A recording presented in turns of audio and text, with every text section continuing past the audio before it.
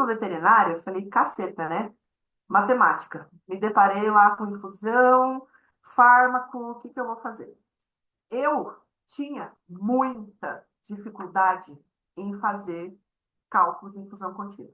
Eu tinha muita dificuldade. É, já tive várias pessoas já tentaram me ensinar como fazer. Tem 1,5 milhão de fórmulas para fazer essa infusão contínua. Eu deixei dois passos aqui para vocês, que é de uma aula que eu dou de cálculo de infusão, que foi com esses dois passos a maneira que eu consegui entender, compreender e decorar uma fórmula para fazer essa infusão. Tá. Então, o que que a gente vai descobrir? Quanto de ketamina a gente vai colocar dentro da bolsa, certo? A taxa não, a fórmula vai ser a mesma para todo mundo. Então, peso vezes a dose dividido pela taxa. O que é essa taxa? É a ml por hora que a gente quer instituir para aquele paciente. Então, vamos seguir. Daí, assim, acabou a aula. Vamos fazer assim, ó. Fez, acabou a aula, tira dúvida e a gente vai seguindo, tentando colocar a meta de terminar às 18, tá? Eu acho que dá, mas vamos lá. Então, assim, beleza, como que eu trabalho, né? E daí, desmistificando essa coisa, o que que o neuro vai fazer dentro da UTI? Lógico que existe a diferença do neuro que chega depois para o neuro que vai estar ali naquele momento. Mas, quando te chamarem para atender, independente, né, a gente precisa saber do histórico. Só que quem vai estar ali na linha de frente, ele vai fazer uma anamnese muito mais rápido, vai perguntar se toma medicação ou não, mas geralmente ele não vai fazer uma pergunta que para neurologia é essencial. Tá, aconteceu esse sinal, mas isso melhorou, piorou, tá igual. Isso foi de forma aguda? Já vinha acontecendo? Por quê? Porque isso para nós é fator primordial para a gente conseguir excluir lá no gráfico das doenças algumas doenças. Essas também. Esse a gente já viu, né? O diagrama pupilar, então é importante para quando você for orientar o pessoal da internação, o próprio pessoal da internação saber o quão importante é fazer o reflexo pupilar, porque isso pode refletir em aumento da pressão intracraniana. A gente está vendo assim, né? Cada vez mais, antes parece que era não sei o que tem, meticortem, e agora é não sei o que tem, faço manitol, né? Não sei se para vocês está isso também. Então, seria o monitor, qual que é o problema dele, né? O tamanho da. Esqueci dessa faixinha aqui, porque depende muito do tamanho do crânio, e a gente tem que tirar o pelo dos animais, tipo um Spitz, né? Tirar o pelo ali já é mais complicado. Quais são as limitações, tá? Então, a região frontal tem que ser raspada, que eu já falei, né? Se tiver um ferimento já vai dar errado. E os tamanhos dos crânios. A gente não consegue padronizar, mesmo pegando lá as bandanas, enfim, da pediatria, por exemplo, tá?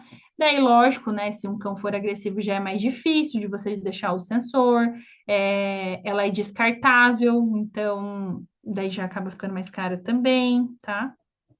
Então, qual que é a divisão anatômica, né? Sistema vestibular periférico e central. Por que que é importante a gente saber isso aqui?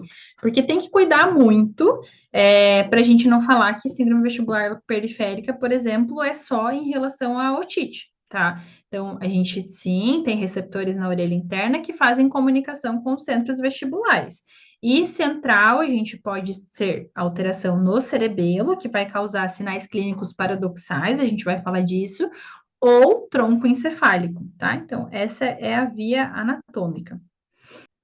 Então, esse paciente a tutora trouxe e falou que era uma crise epiléptica, tá? Eu sempre coloco ele na aula de para diferenciar a crise epiléptica e por que que ela achou que era crise epiléptica. E o plantonista achou que era crise epiléptica. Então, você vê as falhas que a gente tem, né? Achou que era uma crise epiléptica porque o paciente está tônico e às vezes diz que ele pedalava tentando levar. Esse cachorro me ligaram por vídeo no meu aniversário, isso, sei lá, 5 anos atrás. E aí ele vai fazer isso aqui na tentativa de levantar, porque o sistema de equilíbrio dele, a parte vestibular, está alterada.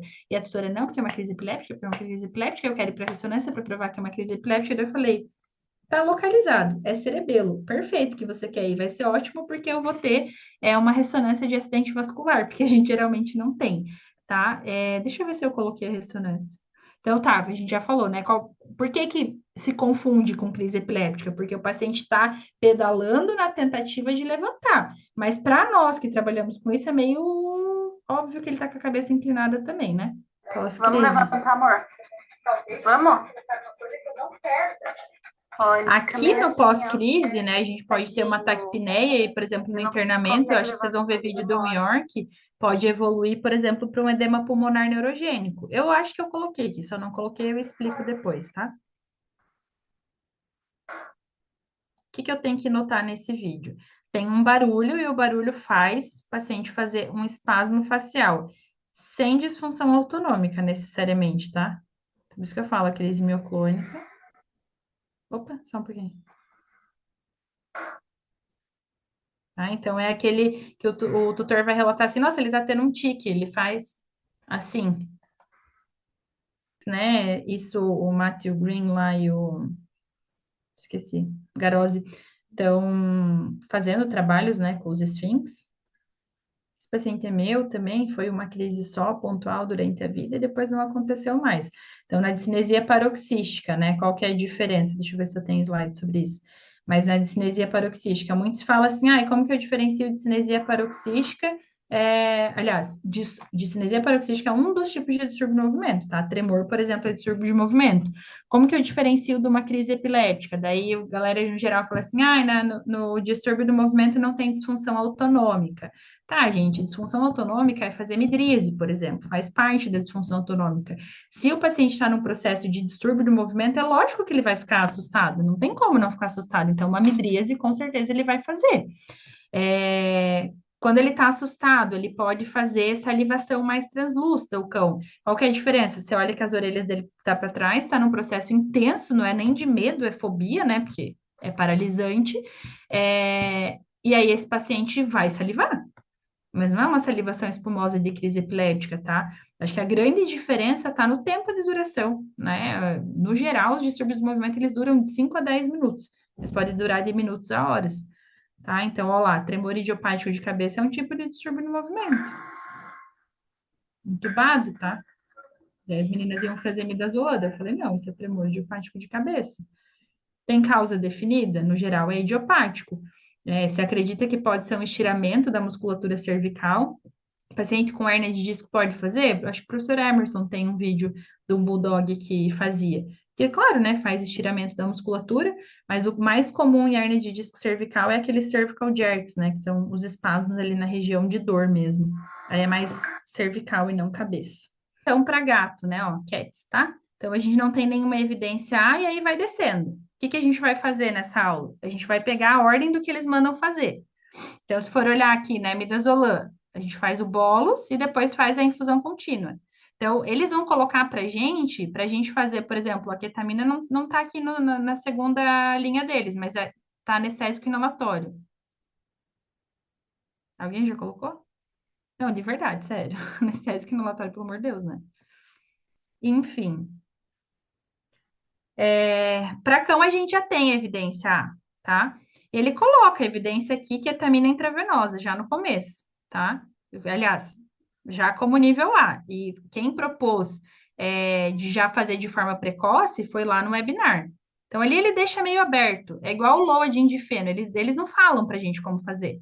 Não tem as doses. E quando tem dose péssima, né? Então, vamos discutir sobre isso.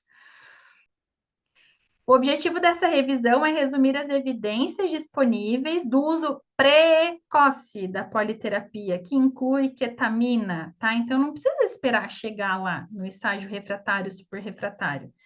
Então, nos 9 estudos foram incluídos, bolos de ketamina e midazolam são eficazes no status convulsivo pediátrico. Os resultados mostram que a administração mais precoce, especialmente dentro de 12 horas do início do status, foi significativamente associada à melhora das crises, com um perfil de segurança mais favorável do que o midazolam. Notavelmente, isso que eles têm em dental na medicina humana, tá? Notavelmente, uma dosagem inferior a 0,9 miligramas por quilo-hora se mostrou ineficaz na interrupção de status epilépticos. Ele não está falando para você fazer uma dose alta. E a gente daí tem outro trabalho falando de evidência de 0,5 a 1, acho que deve ter colocado ele aqui. A ketamina tem a vantagem de prevenir a intubação, possivelmente encurtando o tempo de internação na unidade de terapia intensiva. Daí você não faz as infusões, aí teu paciente fica internado por 3 dias e você não sabe por quê. Daí o tutor sai puto falando que gastou um monte e não resolveu nada. Daí morreu porque era neuro. Ó, é esse trabalho aqui. Sustenta a recomendação de dose sugerida da diretriz atual, no entanto, os efeitos dissociativos dessa dose já são reconhecidos na anestesiologia veterinária. Isso é uma coisa que eu, tá? Escrevi. Em humanos, uma dose de 1 a 2, seguida de manutenção a uma taxa de infusão de 1,3 miligrama quilo hora por dia, por até 9 dias, eles têm um trabalho que fala que eles deixaram, resultou em uma taxa de controle de convulsões bem-sucedidas de 100%. Aqui, ó, 1,3. 1,3. Não. E aí, o que a gente tem que focar? Quando a gente fala de lesão secundária, o intensivista vai cuidar com a hipotensão sistêmica, porque a gente falou que lá no começo fez uma vasoconstrição periférica. A hipoxemia, que é a falta de oxigênio no tecido, a hipoventilação, que é onde o neuro sempre vai falar, galera, vamos cuidar com essa hipoventilação, porque causa depressão respiratória, daí aumenta o CO2, que é um ácido, que vai fazer vasodilatação, vai aumentar o fluxo sanguíneo cerebral e vai causar aumento de pressão intracraniana. Então, isso é prioridade naquele, né, primeiro momento, para que a gente não caia lá naquele gráfico da biofísica, excitotoxicidade, naquele looping que eu comentei. Quando a gente tem, por exemplo, né, uma hipercapnia, que é o aumento do CO2 no sangue, o grande problema é isso que eu falei. Quando eu tenho uma hipóxia, que é a falta de oxigênio nos tecidos, eu posso ter dano neuronal. Quando eu falei hipoxemia, né, falta de oxigênio nos tecidos, é hipóxia. Quando eu tenho uma hipoglicemia, tem relação com o ciclo de Krebs e o consumo, tá? E aí, o que que eu faço, né? O paciente chegou, que tipo de anestesia eu faço e que tipo de anestesia eu não posso fazer? Aí, ó, agora faz sentido, tá? Por exemplo, fentanil. Por que que eu tenho que cuidar da dose que eu vou fazer, tá? Eu posso fazer 5 microgramas por quilo? Pode. Só que não é melhor eu começar ali com 1 a 2? Então, o que que eu fazia muito quando eu trabalhava, e eu não sei se hoje eu faria e se hoje eu indicaria, porque eu tenho medo de quem tá monitorando lá, tá? Então, quando chegava, a gente fazia um bolus lento de fentanil e colocava na infusão, tipo, mais ou menos por 6 horas. É uma opção, porque ele vai agir muito rápido, ele é um analgésico muito top, só que a gente tem que cuidar, porque quando a gente tira, é lógico que o efeito vai passar bem rápido, tá? Aquilo não fica reverberando. Então, ai, não tem como fazer uma infusão, sei lá, não tem bomba de infusão, aí dá para fazer a ketamina, porque inclusive a ketamina, se você não souber fazer infusão, o plantonista não sabe, fala, ensina ele. Cara, ó, eu tem um canal NMDA ativo, igual no status, no cluster epiléptico. Você não sabe o que fazer, não sabe calcular uma infusão? Põe uma ketamina e vê lento. Põe uma ketamina com metadona. Olha que legal, o protocolo de analgesia.